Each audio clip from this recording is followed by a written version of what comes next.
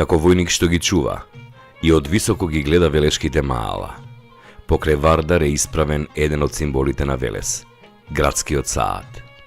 Токму поради тоа бил и изграден во 17-тиот век, на стратешки значајно место, со првобитна намена како стражарска кула, зашто сведочат и трите отворени пушкарници, за да може тука во близина на Мало Мовче да се гледа движењето на народот во градот. А од него пука одличен поглед на сите 7 маала. Со својата височина од 25 метри, тој со векови го мери времето за велешани, броејки го секој поминат саат во градот. За сите овие 3 века, на механизмот ништо не е променето, тој е истиот како во турско време. За неговата старост сведочат белезите на него, белези од многуте војници што минале тука, малата дупка од куршум кој освојувачите ја оставиле како трага за војните што на овој простор се воделе. Војни и востанија кои се воделе низ вековите и кои ја пишувале историјата на Велес. Богатата историја на градот, за која сведочи споменикот поставен веднаш спроти градскиот саат, коњаникот посветен на велешките илинденци, Јован Наумов Алабакот, Тодор Христов Офицерчето и Андреа Димов Докурчев. Велешките илинденци, кои командувале со главните чети во Велешкиот регион и кои со својата пожртвуваност и посветеност заземаат значајно место во велешката историја од крајот на 19-тиот и почетокот на 20-тиот век. Велес кон крајот на 19-тиот и почетокот на 20-тиот век доживува силен подем во оживотворување на револуционерната борба против одоманската власт. Големата обесправеност на населението, изразена преку се почестите репресалии, придонела да се бара излез од тешката политичка, економска и секаков вид друга обесправеност. Велес и Велешко изобилуваат со плејада на борци, организатори на вооружената борба против отоманската власт, комити и војводи кои не ги жалеа своите животи и во најголем број загинаа за слободата на Македонија. Посебно место во македонската историја зазема Петар Попарсов, роден 1868 година во село Богомила, Велешко. Интелектуалец, еден од организаторите на Македонската студентска дружба во Софија, кој го представува јадрото на идната млада македонска книжевна дружина, познати уште како Лозари, назив кој го добиваат од органот на дружината Лоза. Тој е меѓу првите 6 основоположници кои на 23 октомври 1893 година во Солун ги удрија темелите на Македонската револуционерна организација. Истовремено тој е, како што знаеме, и автор на уставот на Македонската револуционерна организација. По основањето на МРО, незините основачи и предводници веднаш се зафаќаат со работа на терен низ Македонија. По формирањето на првиот комитет, дејствувањето на организацијата брзо е прифатено и се шири како во Велес, така и во околните села. На Велешки терен веќе се осеќало движењето на четите предводени од Јован Наумов Алабакот, Тодор Христов Офицерчето, Андреа Димов Докурчев, погасно четите на Панчо Константинов, Стефан Димитров, Антон Ќосето и други. Јован Наумов Алабакот, како војвода во вториот Крушевски востанички одред, бил еден од најзначајните водачи кои директно учествувале во ослободувањето на Крушево во 1903 година, на Илинден. По Илинденското востание дејствувал со четата во Велешко, Крушевско, Прилепско, Кичевско и Поречието. Освен со турските војници, четата се бори и со четите на српската вооружена пропаганда. Иван Наумов со својата чета во 1907 година учествувал и во познатата битка на Ножот, каде загинуваат 67 комити, од кои 45 на самиот врв. Загинува на 24 август 1907 година во селото Белица, Кичевско.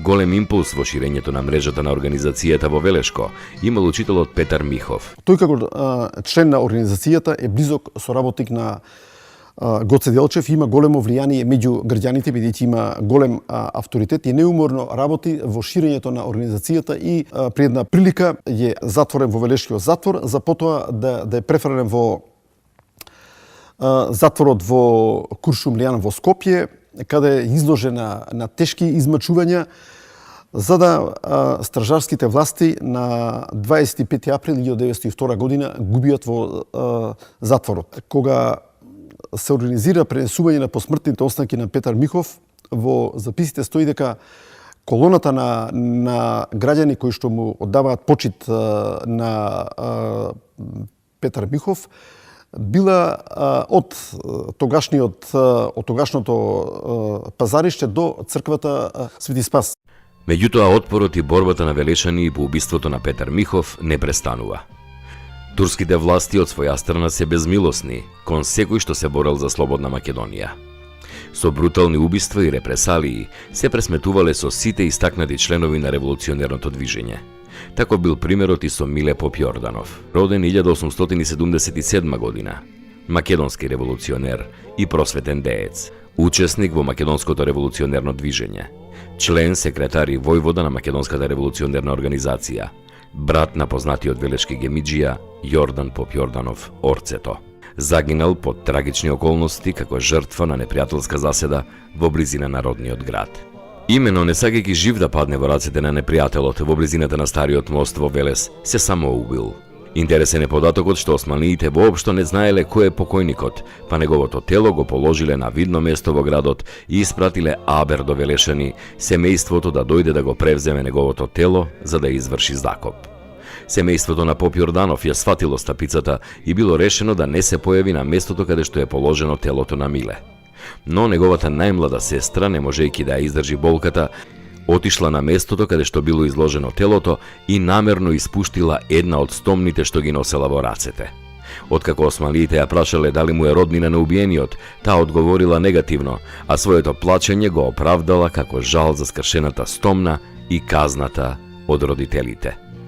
Подоцна смртта на Миле Поп Јорданов е опеана и во песна за него, која ја испеале неговите другари, што тешко ја поднеле вистината за неговата тажна смрт. Велешани и денес го слават делото на Миле Поп Јорданов, поклонувајќи се на неговиот гроб во црквата Свети Пантелеимон, а неговото загинување од народот е опеано во познатата македонска песна Бог да го прости Миле Поп Јорданов, песна која денес е химна на градот Велес. Посокаци ода, жали песни пеат, твоите другари. Посокаци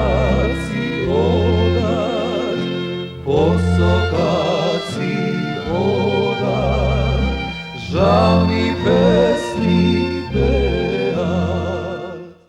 Една од основните асоциации за Велес е гордоста на сите велешани на секому познатите гемиџии.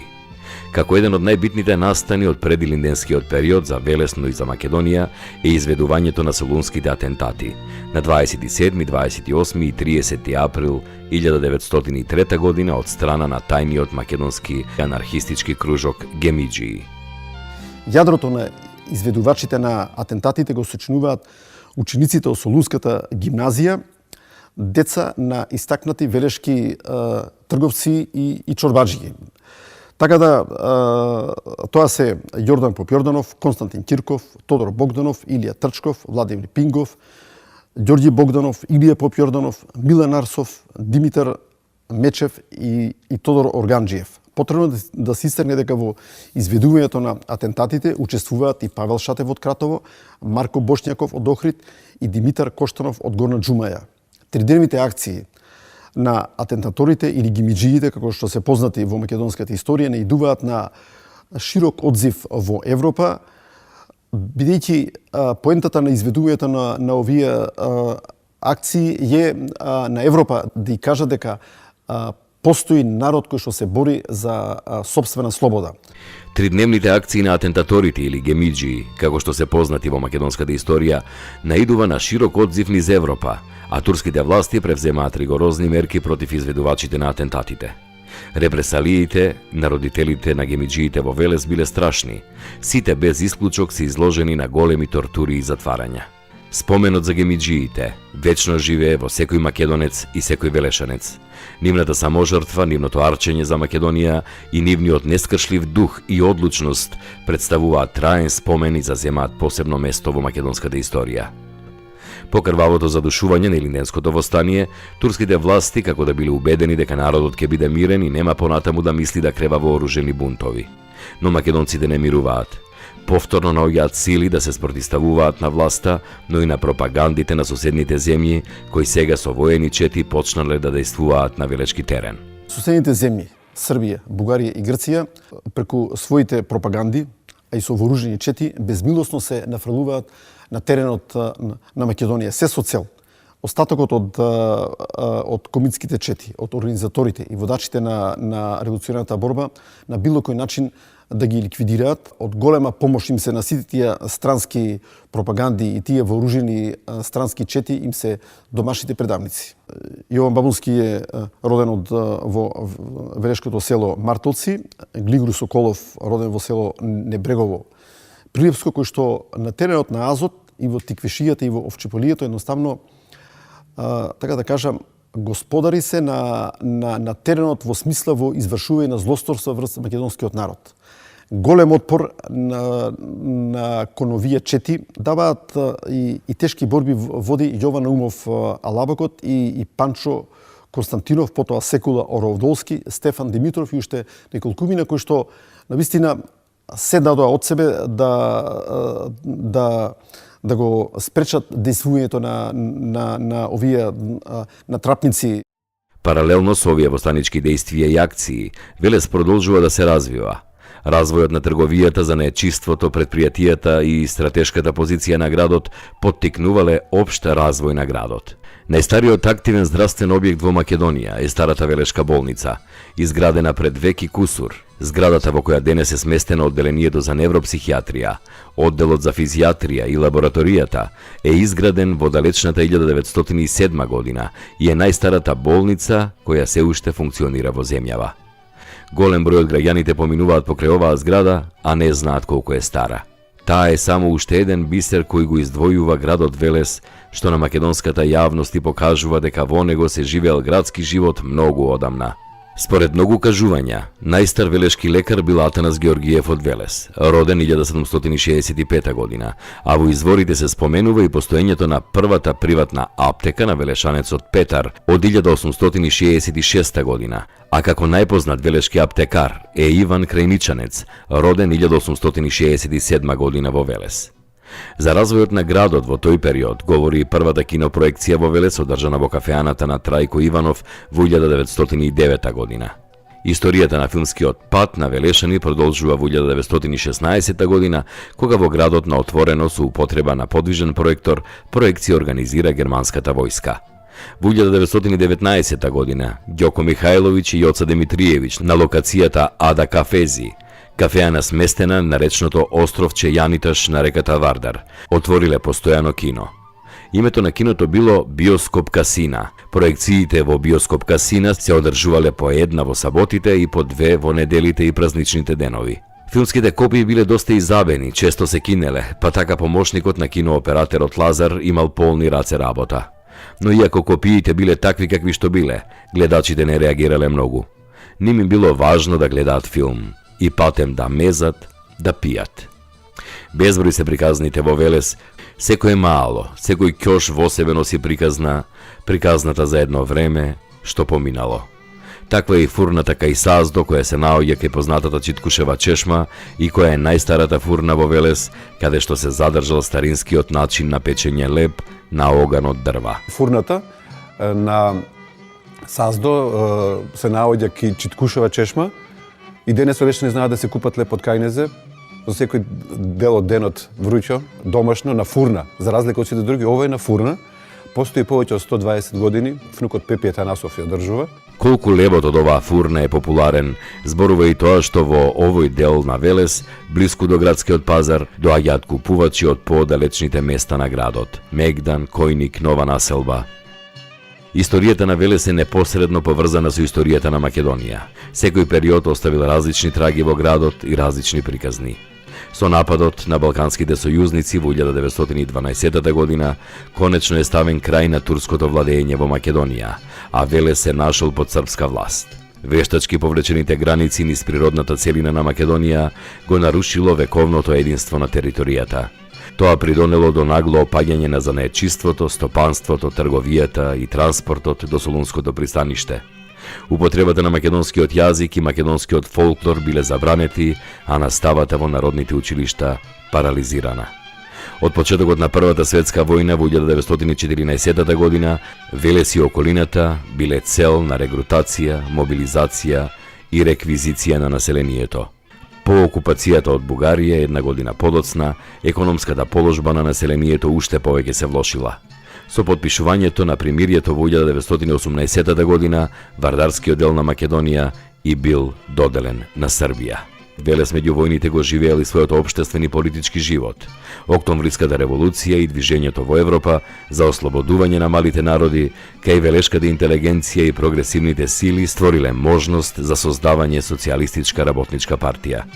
Основачкото собрание е одржано во кафеаната Солун на 24 април 1919 година, а за председател бил избран учителот Коста Минцич од Башино село. Организацијата броела 40 на комунисти и социјалисти, меѓу кои учителот и велешки великан Панко Брашнаров, кој со својот говор го отворил првото заседание на АСНОМ.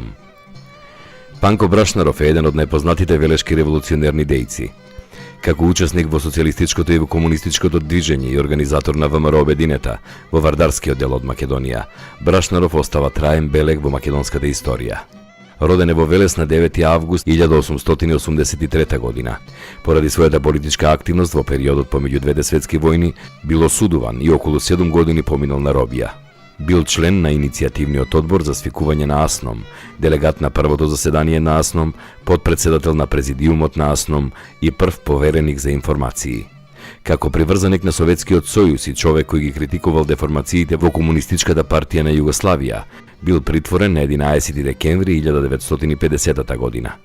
По повеќе месечни тортури во истражниот затвор, при крајот на јуни 1951 е одведен на општествено превоспитување во логорот Голи оток, каде умира на 13 јули 1951 година. Како најстар починат затвореник во логорот Голи оток на 68 годишна возраст. Припаѓам на онаа генерација велешани која растеше и се развиваше со револуционерното дело и просветното дело на велешкиот народен учител Панко Брашнаров. Искрено, како човек и како новинар, пред се како граѓанин на Велес, бев изненаден зошто и по самостојувањето на Република Македонија, после, значи, во 90-тите, никој не почувствува потреба да го потегне прашањето за неговото вечно почивалиште, каде се наоѓа тој.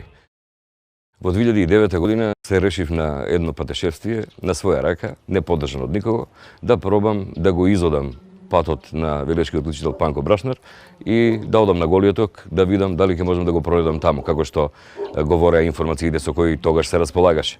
Бев на Голиот оток и се вратив со уверување дека на Голиот оток дефинитивно гробишта нема. Во меѓувреме, додека траеше нашето патешествие на Голи оток, ние контактиравме по мејл со Хрватскиот народен архив, од каде што добивме информации дека тие имаат список на затворениците, буквално на сите затвореници на Голи оток, и меѓу нив се наоѓаше името на велешкиот учител Панко Брашнар. Отидовме во Загреб и ја најдовме посмртницата која говори за местото каде што тој е закопан. Тој е закопан на гробиштата, на градските гробишта Мирогој во Загреб. Од тука, со помош на Сдруженијето на голооточките затвореници од Загреб, отидовме на Мирогој и со помош на управата на градските гробишта го најдовме гробот на учителот Панко Брашнаров. Со моите колеги Владко Тевчев и Данчо Стевков сме првите кои воопшто од неговото загинување, од неговата брутална смрт па до септември 2011 година сме положиле свежо цвеќе на неговиот гроб.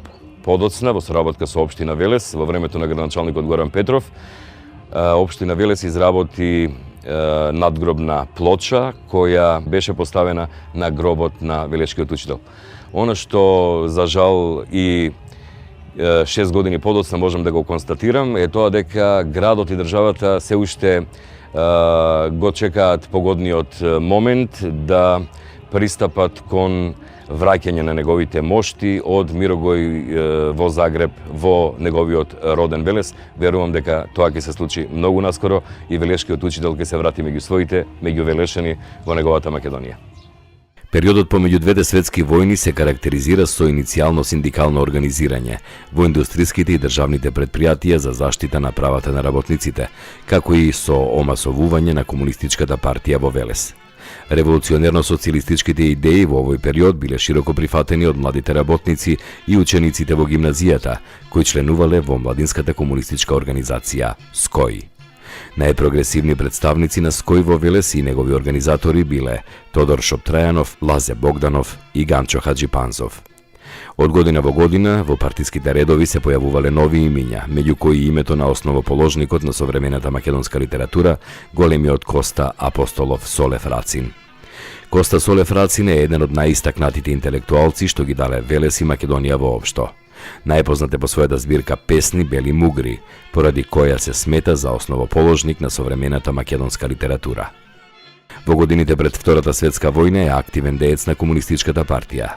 Во пролетта 43-та година Рацин заминува во партизани во одредот Кораб, станува уредник на партизанскиот весник Илинденски пат и подготвува 2 збирки на македонски народни песни, но не го дочекува ослободувањето. 1943 година на 13 јуни на Лопушник тој е убиен под мистериозни околности.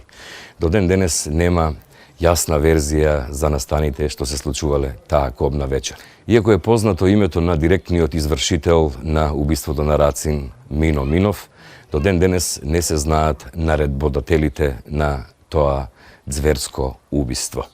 Првен истата вечер е закопан во плиток гроб на Лопушник. За поослободувањето 1946 година неговите посмртни остатоци да бидат пренесени во црквата Свети Пантелеймон. За во 1979 година со отварањето на спомен костурницата заедно со останатите велешки партизани, неговите посмртни останки да бидат пренесени во спомен костурницата каде што се чуваат и ден денес. Рацин беше човек полн со оптимизам. Неговите партиски другари добро го паметат неговото «Ке победиме», со кое ги поздравувал и храбрел во многу прилики. Дури и неговите последни зборови кога бил застрелан на Лопушник биле «Кажете и на мајка ми, нека не жали, оти сепак ние ке победиме». Не ме колни, не ме жали, не ми нижи ни за клетви. Камен тежок живот ми е, а потежок одзив пусти. По народни думи свети, ако куќа не направив, со високи шимшир порти, куќа цел свет братски ми е, братски срце што отвара, срце порта највисока, срце куќа најширока. Ако жена не донесов, ѓул трендафил водаја, верна, добра, млада љуба, не ме колни, не ме жали, во борбата другарката, слънце сјае, слънце трепти. Ако млади си години, по друмишта, по патишта, в младост горка распосејав, погледни ми право во очи, ти ли беше што пееше, ајдутин, мајка не рани. Стиховите на Рацин се врежани во меморијата на секој велешанец и секој македонец, а говорејќи за македонските револуционерно-книжевни дејци во овој период од Велес, доаѓаме до уште еден велешки великан, Коле Неделковски, кој со своето дело останува трајно врежан лик во велешката и македонската историја. Коле Неделковски е роден на 16 декември 1912 година во селото Војница, близу Велес. Живејќи и обстанувајќи во работничката класа во тогашна Македонија, Неделковски ги манифестирал своите симпатии спрема работниците воопшто, а зел учество и во неколку работнички акции. Поради тоа Коле Неделковски се нашол на црниот список на полицијата, означувајќи го како државен непријател и постојано следен од агентите на власта. Коле Неделковски сметал дека во соседна Бугарија ќе најде подобри услови за живот и во екот на светската економска криза се преселил во Софија. Тука започнал да се занимава поинтензивно со поезија, а во 1937 година станал член на македонскиот книжевен кружок, другарувајќи со Никола Вапцаров, Антон Панов, Ѓорѓе Абаджиев, Венко Марковски и други македонски револуционерно-книжевни дејци. Својата поезија постепено почнал да ја објавува во месечникот Илустрација Илинден. Набргу била објавена неговата прва стихозбирка Маскавици во 1939 година. Со стихозбирката тој го поддржува трендот на пишување македонска поезија со македонска тематика и употреба на македонски јазик. Во меѓувреме во 1940 година станува член на диверзантската група Млади антифашистички борци и така се определил за конкретни акции против фашизмот. Летото 1941 година било откриен од страна на полицијата, која ја блокирала зградата во која што живеел. Неделковски давал оружен отпор, а кога веќе се било јасно, поетот или сам се фрлил од прозорецот, или бил фрлен врз тротоарот на улицата на 2 септември 1941 година од страна на бугарската полиција. Ја, мајко, тргнав, заминав. Куса си пушка нарамив, планина пирин развила, бајрак се вее сред неа. Ја ке го, мајко, дофанам, над село ке го развеам, таке те, мајко, куртулам од тоа робство крваво. Развојот и афирмирањето на македонската национална мисла се директно поврзани со Велес и истакнатите велешани. Посебно место во таа историја зазема и истакнатиот македонски деец, еден од наистакнатите афирматори на македонската национална мисла, Димитрија Чуповски. Роден на 8 ноември 1878 година во селото Папрадиште, своето образование го продолжува во Белград, каде што членува во уметничкото друштво Вардар. По завршувањето на своето школување, Чуповски се вработува како учител во своето родно село Папрадиште, но набрзо е затворен поради неговата револуционерна активност. Успева да избега во Русија, каде го основал Македонското научно-литературно другарство во Санкт Петерсбург и започнува низа активности преку кои ја запознава руската и европската јавност за вистинската состојба во Македонија. За време на Балканските војни Чуповски многу пати ги застапува интересите на македонскиот народ пред Европа и бара да му се дозволи на македонскиот народ да создаде сопствена држава. За подобро запознавање со македонското прашање, во март 1913 година ја објавува првата карта на македонски јазик во боја, Карта Македонија, и заедно со меморандумот на македонците ги праќа до Лондонската конференција, до рускиот печат, а потоа и до владите на балканските држави. Димитрија Чуповски умира на 29 октомври 1940 година во Ленинград. За време на погребот неговиот ковчег бил прекриен со знамето на македонската колонија, изработено во 1914 година, а на крстот неговиот син ги напишал зборовите "Борец за права и слобода на македонскиот народ". Помеѓу двете светски војни во Велес били изградени и почнале со работа неколку значајни фабрики. Во 1923 е основена фабриката за зејтин во сопствено на Ѓошо Органџиев, Андон Кирков и Ангел Органџиев, сите тројцата трговци од Велес. Со незината опрема била меѓу најмодерните тогашни фабрики не само во кралството СХС, туку и во Централна Европа. Следната година, 1924, неколку помали производители формираат една помала фабрика, која во 1936 се здружува со постарата фабрика на Органџиеви и е создадена денешната маслодајна. Во 1935 година во Велес започнува со работа предпријатие за производство на тули и керамиди, Бон Марше, предок на подоцна фабриката Киро Кјучук. Во 1929 година основана е работилница за талк, која постои и денес како фабрика за талк Димче Мирчев. Основа на животот во градот бил тутунот, па 1919 година е основан монополот. Првата автоматска мелница е изградена во 1927 година од Алексо Зафиров, која подоцна станува денешен Житовардар. Според статистичките бројки на Сдруженијето на занаетчии на Велес, тој во 1933 имал дури 471 занаетчија. Најмногу кондураджии, чевлари, падзидари, фурнаджии, абаджии, кројачи, млекари, кјурчи, лебребиджии, јажари, слаткари и бозаджии, ковачи, самарджии, тенекиджии. Најстариот дуќан во градот бил собственост на семејството Мајсторови. Дуќаните на мајсторчињата, кои што тапијата за нив е од 1912 година, се наоѓаат некаде под градскиот сад во близина на Стариот мост. Интересно е што тие тогаш таму се одржувале, се продавале машини за шиење, машини за чукање, пушкар бил едниот брат, автоделови И тој е првиот дуќан што е отворен во Велес 1912 година.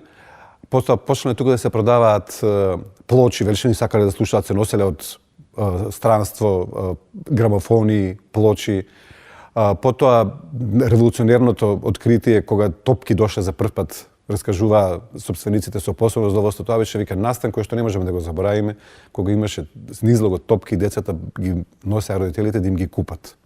Дуќанот на Мајсторови е на истото место каде што бил изграден во старото градско јадро на патот кон Долни Дуќани, помеѓу стариот мост, пругата кон Солун и подградскиот саат. Говорејќи за овој период, велешани се сеќаваат и на првата електроцентрала во Велес. Таа била изградена во 1928 година од страна на хрватот Томо Вук. Централата била на ќумур и дрва. Во Велес уличното осветлување работело од 8 до 11 часот навечер. Пред да се угасне, 3 пати светилките се палеле и гаселе пред конечно да згаснат. Струјата дома ја користеле побогатите велешани. Имало светилки од 5, 10 и 15 вати. Тие од 5 се користеле за предсобието, а поефикасните за внатрешните соби. Велес добил струја во 1928 година, но неколку години порано имали бензинска пумпа. Првата бензинска пумпа во Велес датира од 1925 година на локацијата спроти комплексот згради Чешелот во центарот на градот. Со неа велешани во прво време се снабдувале со гасија, а малкумина газди со бензин за автомобилите. Така велешани користеле шелови услуги уште пред 92 години. Овој податок зборува дека Велес бил меѓу првите градови во Македонија кој добил бензинска дури и пред Скопје.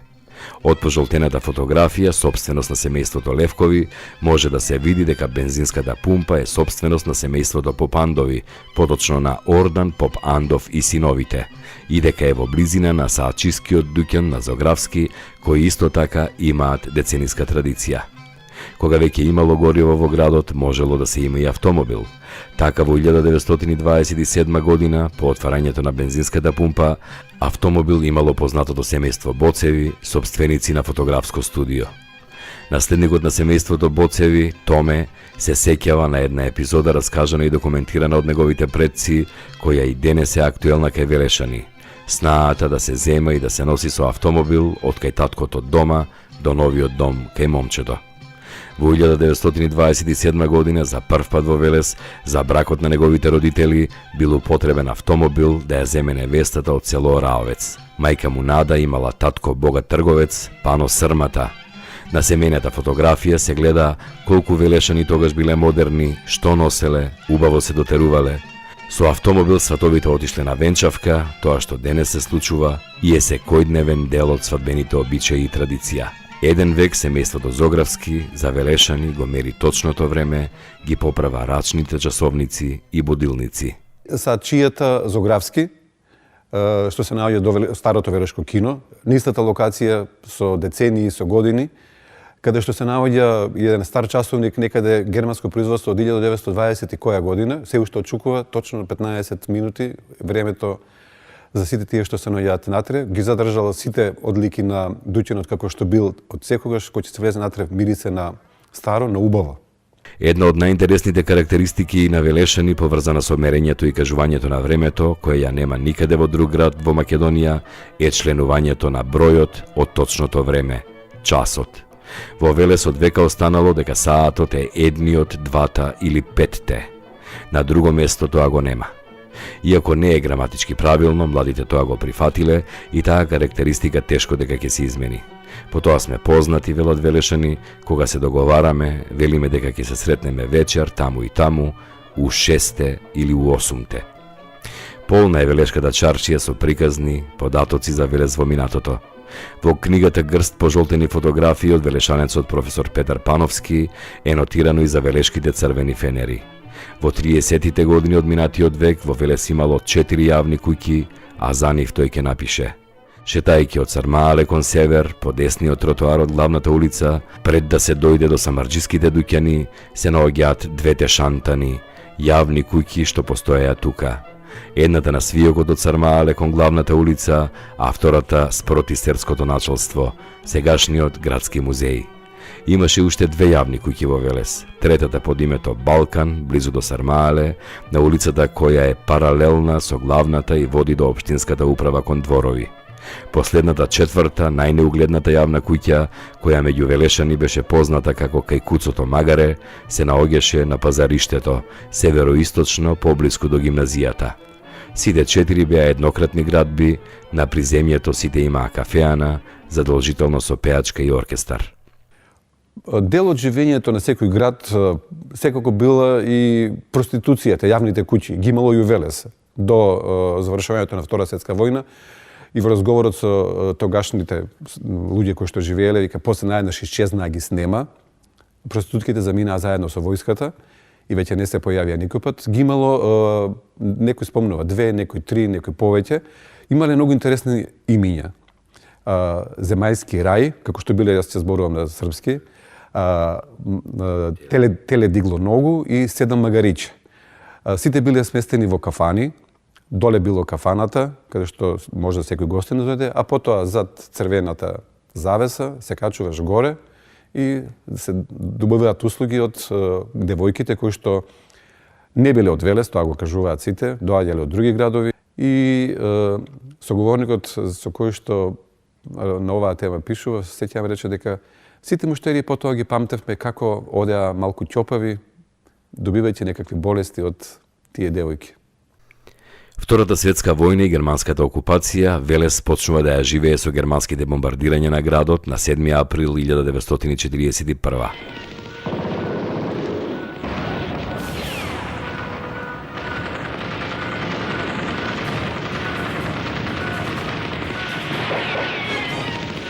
Цели семејства го завршиле својот живот во тоа априлско утро. Другиот ден градот го зазеле окупаторските единици и бил блокиран целокупниот економски и културен живот. Изменетите војно-политички услови придонеле за воведување на војна управа со строго пропишани правила на живење и однесување. Ова ја отежнувало политичката активност на Комунистичката партија како единствена политичка сила.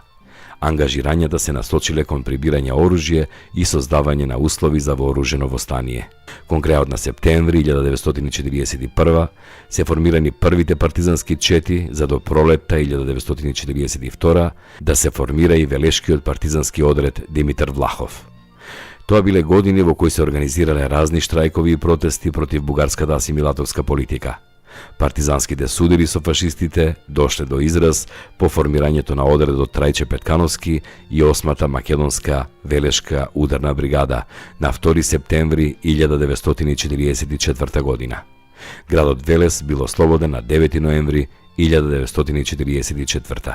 Покрај бројните споменици во градот за Народно-ослободителната војна во Велес, будно над градот сведочи импозантниот и монументален споменик, спомен костурницата, вечното почивалиште на 100 велешки борци кои загинале во Народно-ослободителната војна. Со изглед како што едни велат на афионов цвет, кој расцветува и означува раѓање на нешто ново, или пак како што велат други, асоциацијата на распукан шлем, символ на победениот фашизам, спомен костурницата е пуштена во употреба на 11 октомври 1979 година, а нејзината внатрешност ја краси делото на македонскиот академски сликар Петар Мазев, кој преку композиција од 5 делови на мозаици ја представува историјата на македонскиот народ, започнувајќи од периодот на османлиите, па се до крајот на 20 век. Велат, ако светот има 7 светски чуда, ако Рим е изграден на 7 ридови, Велес има 7 местности и мала, кои се надалеку опеани и познати. Којник, Сармале, Прцорек, Соколана, Мегдан, Бузана, Јурија се дел од велешката историја и познати колку и градот. Овие и останатите велешки мала и местности и денес сведочат за богатата историја на Велес, за постоењето на градскиот живот и посебноста која од секогаш го карактеризирала Велес. Секој од овие мала има интересна приказна, а имињата пред се ги влечат уште од турско време. Центарот на градот, плоштадот Сармале, кој денес со двата јавори е срцето на Велес, го добил своето име од Срмале, место каде се собирала стоката. На времето и овој дел бил на периферијата, исто имало поило и 2 јавори, кои до ден денешен се едно од одбележјата на градот. Традицијата за собирање на ова место и денес живее кај велешани. Порано тука било градското корзо, а сега тука се собираат граѓаните на Велес да се видат, да се сретнат, да разменат информации. Близу познатото мало Варналиите во старото градско јадро, Велешани уште пред 2-3 века имале своја слободна економска зона, каде што османлиите не завлегувале. Во овој дел на градот живееле имотни Велешани. Тие се занимавале со одгледување на свилени буби, произведувале свила, бидејќи биле богати, се занимавале со свилени буби, малото се викало Алтан Мало. Тука на левата страна на Вардаре и Парцорек, малото чие име доаѓа од Брзорек, односно водотек, кој низ градот побрзо тече, додека пак името на Соколаана доаѓа од Соколскиот дом, кој пак бил изграден врз темелите на џамија и бил изморено место за забава на Велешани. Јаниташ е познато островче во Вардар во местноста Долни Дуќани, стариот дел на градот. Тоа место името го добило од исто така турскиот збор Јаниташ, кој означувал карпа за фаќање на сомови. Овој остров заедно со Адата, Бентот, плажата кај Железен мост биле најпознатите велешки капалишта на времето, на кои во лето постарите Велешани се разладувале во реката Вардар. Јурија, Бузаане и Мегдан се имињата на познатите велешки маала, кои доаѓаат од турски зборови и се поврзани со нивната локација. Јурија значело отворено место каде се собирале жителите од левата страна на градот, додека Карши или спротива, како што велат Велешани, е Бузаана и Мегдан. Бузаана е во контекст со вршник и е негова спротивност. Ако таму е местото каде е најтопло во градот, Бузаана е ладен Ан, место каде отпочивале Велешани додека се качувале по стрмните улици. Во близина е и Мегдан, отворено место од каде се гледа целиот град, низ кој поминувате за да стигнете до храмот Свети Пантелеймон. На Мегдан секоја година, на чист понеделник, првиот понеделник по верскиот празник Прочка, се уште живее старата традиција на мегданчани со подготвување на посен, бел граф, традиција со која символично се одбележува започнувањето на великденските пости. Безброј приказни крие Мегдан во себе, а најпозната е она за Донка Јаричкова. На почетокот од минатиот век во местноста Мегдан живеела Донка Јаричкова, по која многуте ергени од градот воздивнувале. Кога слегувала во чаршијата, мајсторите и чираците престанувале со работа, а таа, знаејќи дека многумина ја гледаат, гордо со исправена става, ќе прошетала, не погледнувајќи во никого. Меѓу ергените што ја сакале бил и кондораджијата Миле Ивчев, кој, иако не бил многу при пара, бил убав. Меѓу Донка и Миле се родила љубов за која веќе дознала велешката чаршија. Разбрал и татко и на Донка, Пецо, кој не сакал да има зет чевлар, па решил да ја омажи за некој богат и имотен. За ќерката убавица нашол младоженец од Башино село, кој имал лозја и многу земја. Без знаење на Донка се било завршено, дури прстен се дал, а веста за свршувачката како гром ја погодил убавицата. Таа не сакала да се спротистави на строгиот и избовлив татко, но љубовта кон кондореджијата Миле била голема.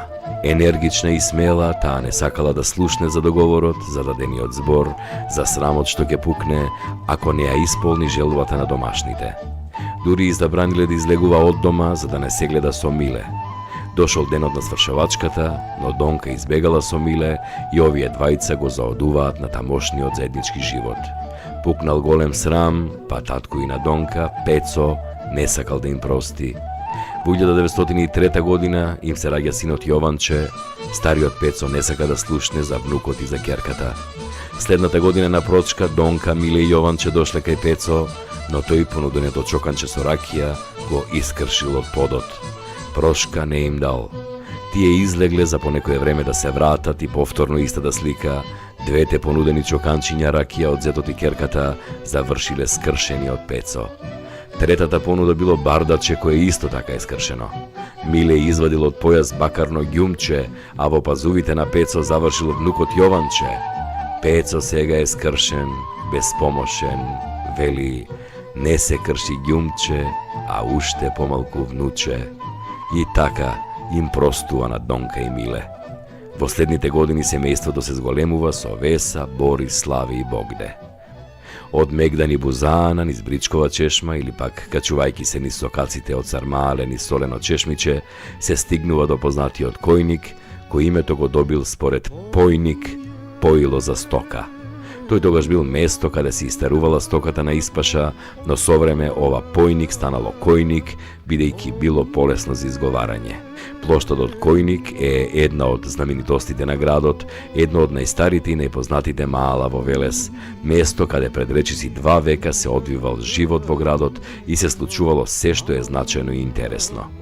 На Којник имало повеќе меанчиња, а најпознато било тоа на НАТО, каде било вистинска берза на работна рака. Тука од рани зори доаѓале аргатите од Којник, Мегдан, Бузаана. НАТО бил омилен, бидејќи бил работлив и досетлив и го прифатиле и сиромасите и еснафите. Во една пригода, рано наутро, имало многу аргати, а поради ривалството на чорбаджиите, Петре Витанчето го одврзал кесето и за да докаже дека може се, најавил дека на младите моми ќе им плати дневница и половина, доколку дојдат кај него. Така и било. Кон неговата страна дошле млади моми и невести, додека кај ривалот на Петре, Јован на Спасеви, кој не бил така имотен, останале по старите жени. Од тоа време останала песната "На Којник дуќан да имам", песна која секој велешенец ја знае и ја пее на секоја веселба.